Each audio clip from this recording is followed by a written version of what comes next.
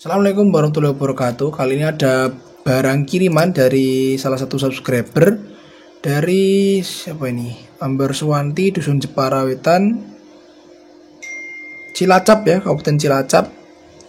Ini modul PWM atau PWM mesin inverter las lakoni lagi, tapi dibungkus pakai kayak wadah makanan ya, kayak mirip wadah, emang wadah makanan nih ya.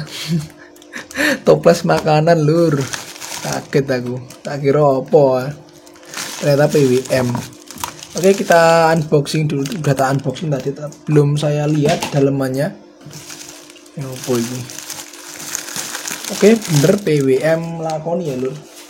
Kardus packingnya tadi unik ya, pakai kardus pakai toples tempat makan, lebih awet lebih aman sebenarnya, karena lebih kokoh ya daripada kardus. PWM kelihatannya sudah pernah dicoba diperbaiki sendiri. Dan di sini banyak komponen yang terlepas. Ini IRF, MOSFET IRF C24N ataupun yang IRF 9 C24N untuk MOSFET driver PWM-nya. Elko sudah posisi terlepas. Kelihatan ya. Saya coba ambil dulu PWM-nya. Nah, bener kan di sini? Sudah banyak yang dilepas, termasuk apa ini, MOSFET, elko. Nah ini saya nggak tahu kerusakannya apa ya, karena beliau langsung kirim gitu aja. Beliau langsung mengirimkan PWM lakon ini tanpa sepengetahuan saya, maksudnya itu langsung dikirim tanpa penjelasan awal gitu ya. Biasanya kan tanya-tanya dulu, konsultasi dulu baru dikirim. Ini langsung dikirimkan ke alamat saya, dan ini kan saya bingung awalnya, tiba-tiba ada paket datang gitu aja. Kan banyak juga ya, nggak cuma ini tok, nggak cuma satu tok, tapi kan banyak lur, lebih dari 10 kan, banyak banget. Sampai kan bingung ya, kalau nggak dikabari dulu kan nggak tahu ini punya siapa gitu, dan nggak tahu nomor teleponnya, maksudnya nggak tahu jelasnya detailnya seperti apa. Jadi kalau mungkin teman-teman mau servis mengirimkan barang apapun itu, baik PWM mesin las lakoni, mesin lasnya utuh, ataupun PCB yang lain tuh, harap dikabari dulu, dikonsultasikan dulu biar lebih jelas gitu ya teman. Dikira nanti saya nipu kan, enggak ya. Di sini saya tidak ada maksud untuk menipu orang, tidak ada maksud untuk menipu user, atau tidak ada maksud untuk menipu customer pemilik barangnya. Jadi saya butuh penjelasan detail tentang kondisi atau masalah PCB inverter lasnya atau PCB elektroniknya gitu teman. Jadi biar saya juga lebih enak nanti analisa kerusakannya gitu ya. Udah pasti dilepas, dan di sini untung aja bagian yang lain belum ada yang diodel-odel. Alhamdulillah masih utuh. PCB-nya masih bagus, jalur-jalur layoutnya masih bagus ya, nggak ada yang mengelupas. Mungkin ada mengelupas sedikit di bagian sini, padnya driver MOSFET IRF, tapi nggak masalah karena mungkin kena solderan aja. Karena solderan dipaksa dilepas, akhirnya sedikit mengelupas di jalur driver MOSFET-nya sini. Tapi yang bagian lain, bagian IC, transistor kopling, transistor driver, bagian transistor atau sensornya juga masih aman, nggak ada masalah, dan IC belum pernah diganti, jadi untuk servisnya lebih mudah. Ini PWM dengan versi terbaru ya. Ini versi terbaru, maksudnya PWM nya untuk power supply switching regulatornya atau PSUFBT nya sudah menggunakan IC UC3845, bukan lagi menggunakan IC TOP24IN seperti ini. Ini lebih simpel sebenarnya daripada yang ini, tapi ini yang versi terbaru daripada yang sebelumnya pakai TOP24IN. Trafonya lebih tinggi ya daripada yang sebelumnya. Lihat, ini yang versi lawas, versi lama yang pakai TOP24IN. Rangkaian switching regulatornya simple, yang ini lebih kompleks sebenarnya, dan trafonya lebih tinggi. Ini trafonya yang bisa dipakai EL25 ya lakoni, 200 banding 16 banding 33 banding 33. Yang ini EL28, ini EE28.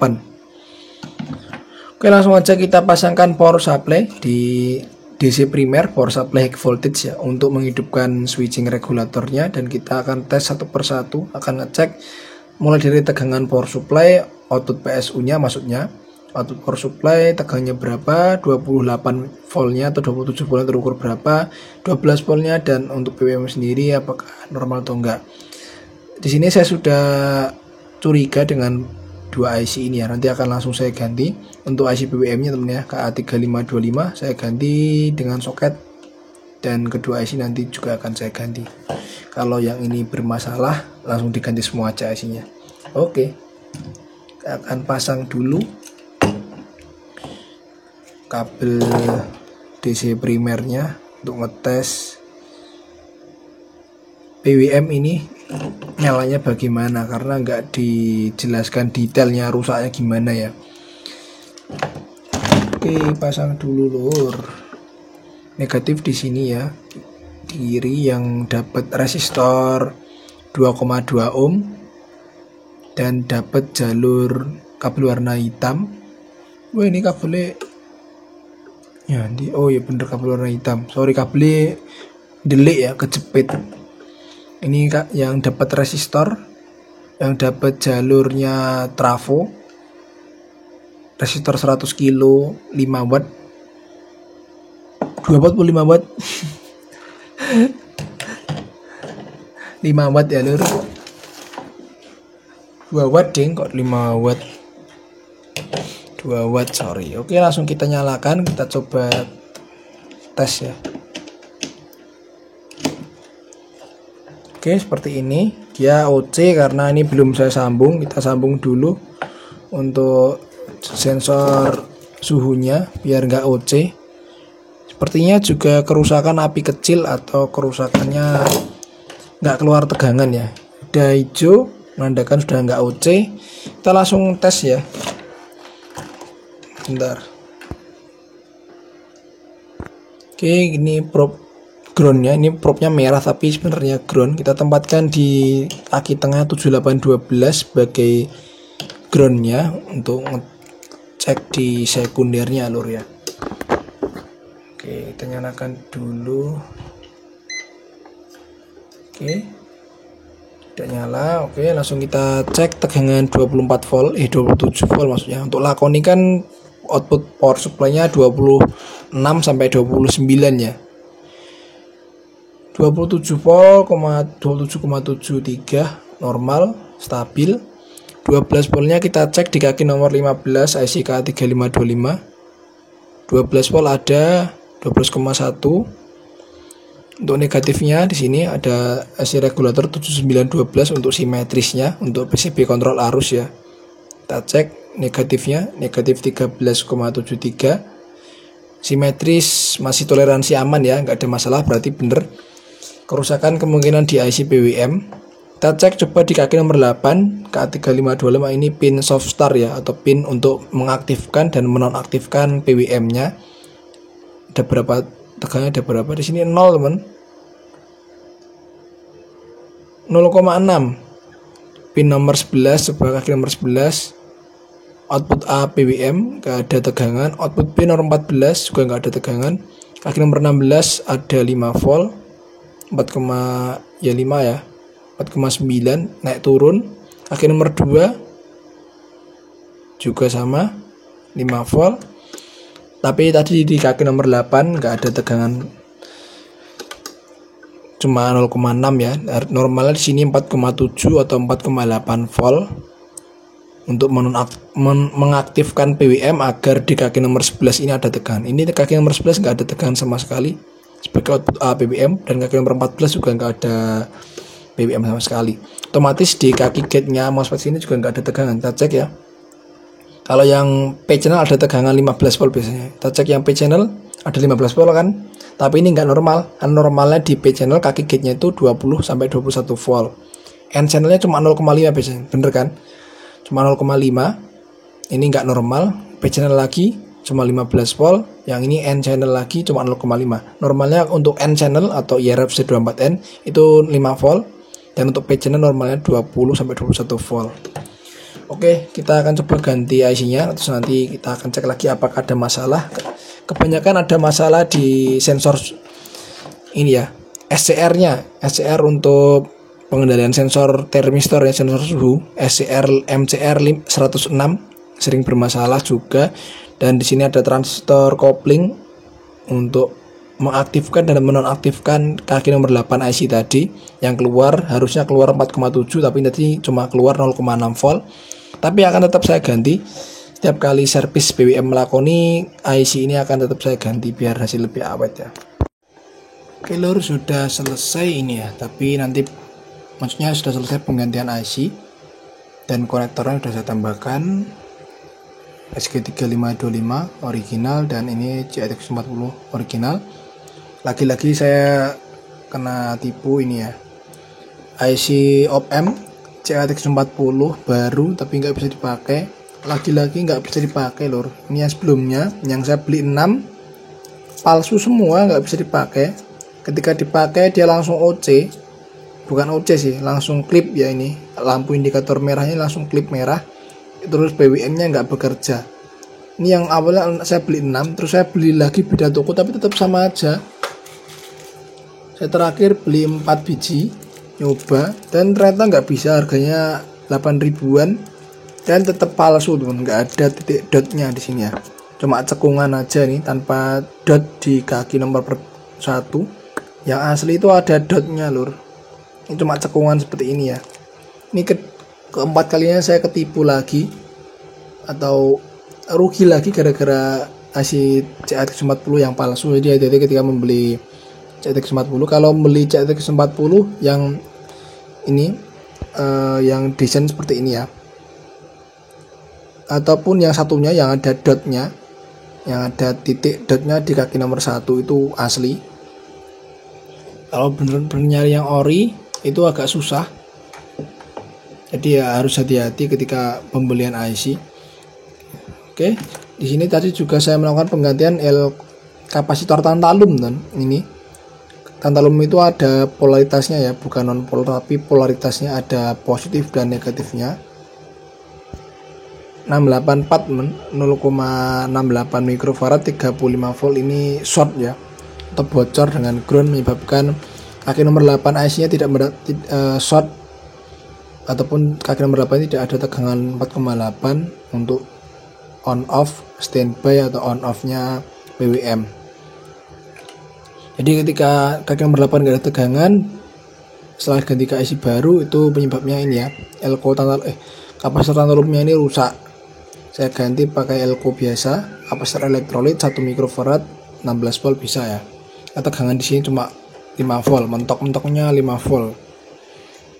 Seringnya 4,8. Sekarang kita coba dulu ini sebelum saya pasang MOSFET IRF-nya, MOSFET driver belum dipasang, kita cek dulu output dari BWM menuju kaki gate.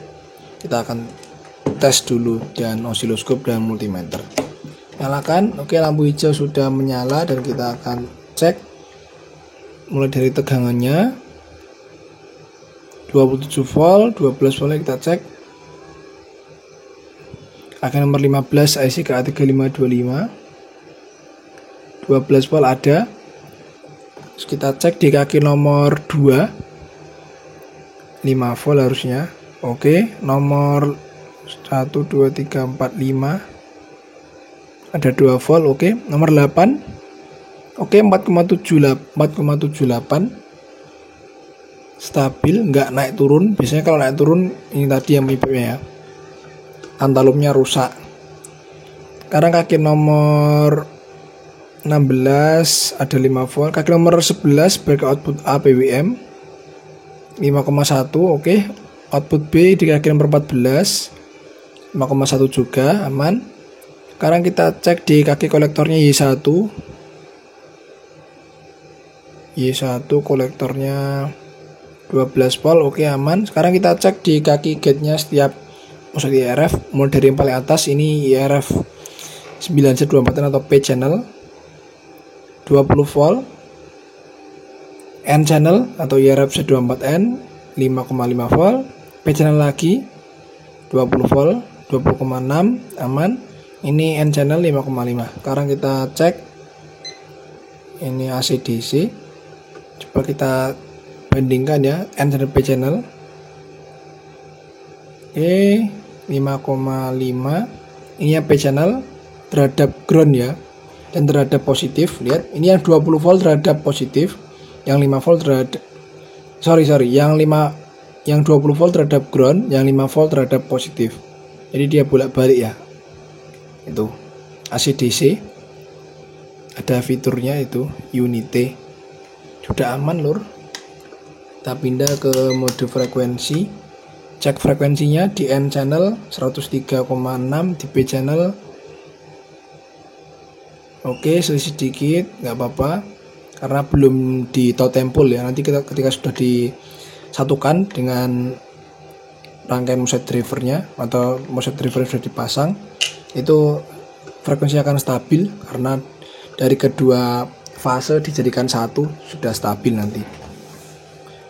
Oke, sekarang kita coba cek pakai osiloskop lur. Tadi yang elko di sini sudah saya pasang ya, elkonya di sini tadi sudah saya pasang. Ini 100 mikro 50 volt masih bagus, saya pasang kembali. Sekarang kita akan cek pakai osiloskop. Saya ambil dulu probe osiloskopnya. Probe osiloskopnya kejepit. Pasang dulu untuk groundnya, dan kita akan cek dead temp dan rest tempnya lur. Oke, lihat itu di layar osiloskop. Ini yang N channel, yang warna kuning N channel, yang warna biru P channelnya. Oke,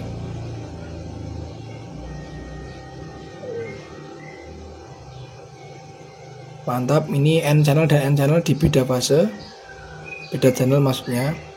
Ini P channel dan P channel di beda output, di beda fase. Oke, 20 volt. Sekarang coba measure-nya saya aktifkan. Di P channel dan P channel beda fase. Ini DTM-nya sudah bagus.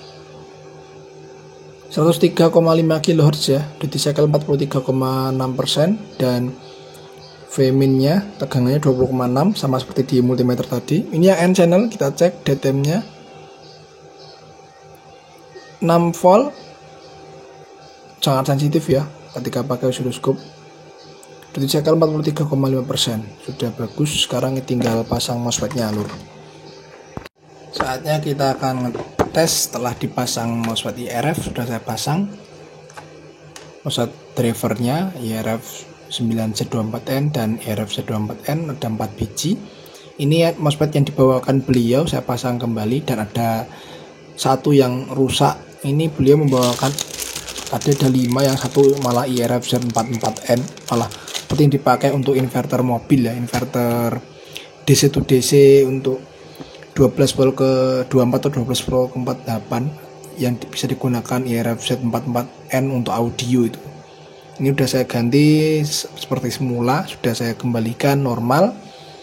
Sekarang kita nyalakan dan kita akan cek dulu output drainnya, kaki tengah dari kedua channel 15,5 volt, yang ini satunya juga sama, sudah aman. Sekarang kita akan cek pakai osiloskop lur.